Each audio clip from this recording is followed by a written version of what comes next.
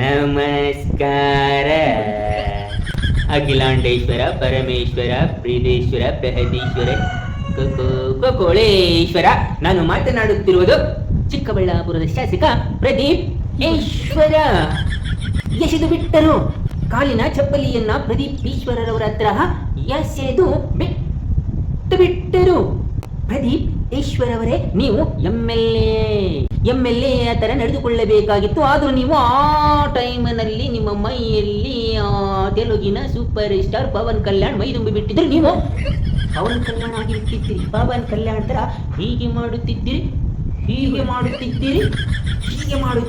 ಇದು ಅಲ್ಲಿನ ಜನಕ್ಕೆ ರೋಷಾಗ್ನಿ ಜ್ವಾಲೆ ಉರಿದುರಿದು ಪ್ರತಿಭಟನೆಯನ್ನ ಮಾಡಲಿಕ್ಕೆ ಬಂದವರನ್ನ ನೀವು ಹ್ಯಾಂಡಲ್ ಮಾಡಬೇಕಾಗಿತ್ತು. ಅದನ್ನ ಬಿಟ್ಟು ನೀವು ಅವರನ್ನ ಕಿಂಡಲ್ ಮಾಡಿಬಿಟ್ಟರೆ ಅದಕ್ಕೆ ಪರಿಸ್ಥಿತಿ ಉದ್ವಿಗ್ನಗೊಂಡು ಹದಗೆಟ್ಟು ಹೋಯಿತು. ನಾಡಪ್ರಭು ಕೆಂಪೇಗೌಡರ ಜಯಂತಿಯನ್ನ ನಾಡು ಕಂಡು ನಗುವಂತೆ ಮಾಡಿಬಿಟ್ಟಿರಿ ನೀವೆಲ್ಲ ಸೇರಿಕೊಂಡು. ಕುಮಾರಣ್ಣನ ಮಧ್ಯೆ ನಿಮ್ಮ ಮಧ್ಯೆ 100 ಇರಲಿ, 1000 ಇರಲಿ, ಕೋಟಿ ಇರಲಿ, ಶತಕೋಟಿ ಇರಲಿ, ದಶಕೋಟಿ ಇರಲಿ, ಅದು ನಿಮ್ಮ ಮಧ್ಯೆ ಇರಬೇಕು. ಅದು ಹೊರಗಡೆ ಇರಬೇಕು. ರಾಜಕೀಯ ಘನವೆತ್ತ ನಾಡಪ್ರಭು ಕೆಂಪೇಗೌಡರ ಜಯಂತಿಯೊಳಗೆ ತರಬಾರದಾಗಿತ್ತು, ತೋರಿಸಬಾರದಿತ್ತು. ನೀವು ತೋರಿಸಿಬಿಟ್ಟಿರಿ, ಅದು ಆಗಬಾರದಾಗಿಬಿಟ್ಟಿತ್ತು. ಅವರು ಚಪ್ಪಲಿ ಎಸೆದು ಬಿಟ್ಟರು.